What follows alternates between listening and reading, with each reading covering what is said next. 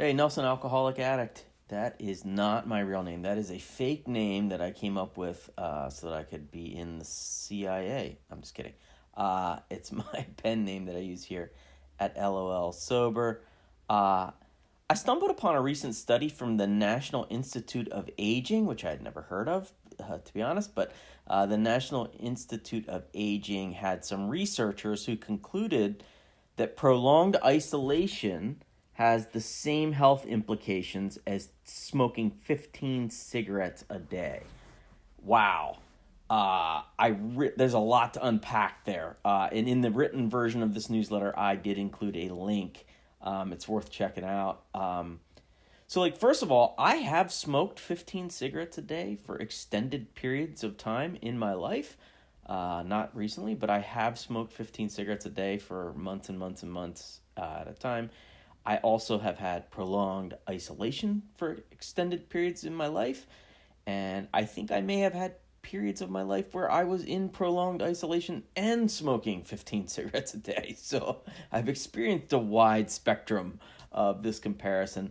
And let me tell you, none of those times was particularly pleasant. The cigarettes didn't help the isolation. The isolation did not help my cigarette intake. So, but in all seriousness, when I read the study, I could see it. I could see the idea of prolonged isolation equaling having the same impact as like 15 cigarettes on your health. And I don't know. I didn't get too far into the weeds of the science of the study. I don't know if you can nitpick that it was done mostly on older people. I'm sure there's things you could pick apart, and I'm not going to pick apart the organization that did the study. I've never heard of the National Institute of Aging. As a middle-aged guy myself who takes naps and somehow wakes up injured sometimes, I don't want to think about aging any more than I have to. I'm not going to join the National Institute of Aging anytime soon. I'm going to hold off as long as possible. But I do accept the basic conclusion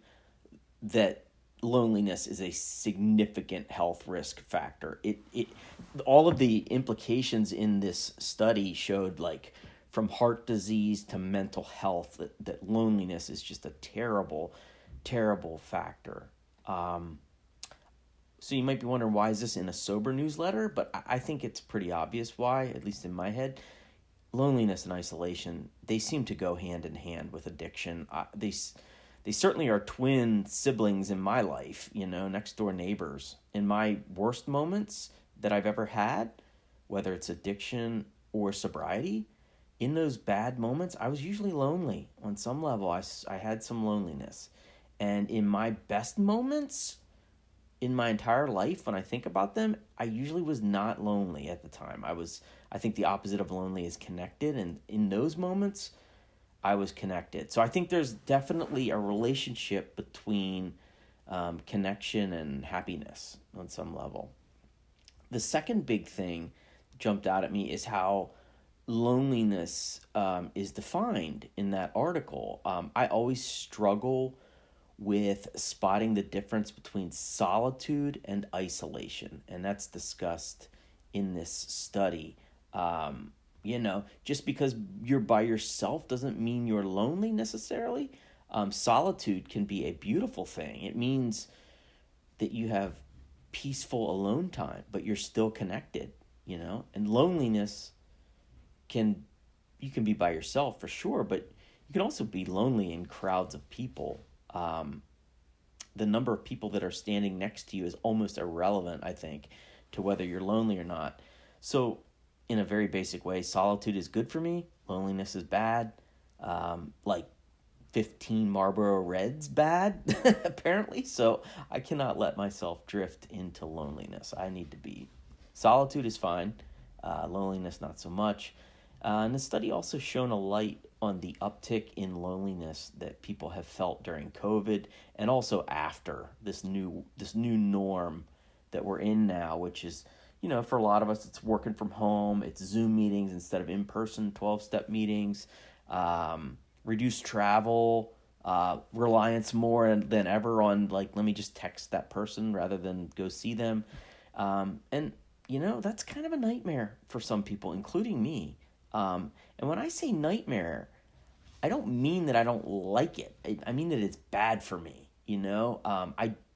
I do that stuff sometimes, even though I know it's bad for me. Because loneliness and isolation, it's a default setting. It's something that the addiction part of my brain always wants. Why stay connected? Anyway, I hope you all found it interesting, perhaps thought-provoking. And then I'll close with a funny story that I've shared this before, but I thought about it again. And the story is that for a few years in the mid-2010s, probably like 2014 to 2018, something like that, 4 or 5 years, my wife would pack up the kids every summer and drive down to North Carolina and South Carolina to visit family members. And she always did it around my busiest work time during the summer. And she seemed to really like the adventure of like an all-girls trip, like moms and daughters bonding, all of that. So she enjoyed the idea of me staying home. It was sort of like part of the deal. It's like, we're going to go and we'll leave you at home. We love you. We'll see you in a week, like that kind of thing. So she enjoyed the idea of me staying behind, and so did I. Too much. Way too much, in fact. I remember one time she was getting ready to go, and I remember going out in the driveway and warming up her van for her. And she was like, it's 89 degrees outside. Like, I'm not sure the car needs to be warmed up. But that's how much I was like, yes, see you later. I need me time. So for the first year or two, I waved goodbye and I ran inside and I did a little dance. Like, yay, it's me time. And I remember thinking, like, this is going to be so awesome. I had all these TV shows that I wanted to watch by myself, volume up as loud as I want. I had all these meals I was going to eat that I didn't have to factor in kids' preferences. And then I had all these other activities, including a lot of meetings. I was just going to go to as many 12-step meetings as I wanted.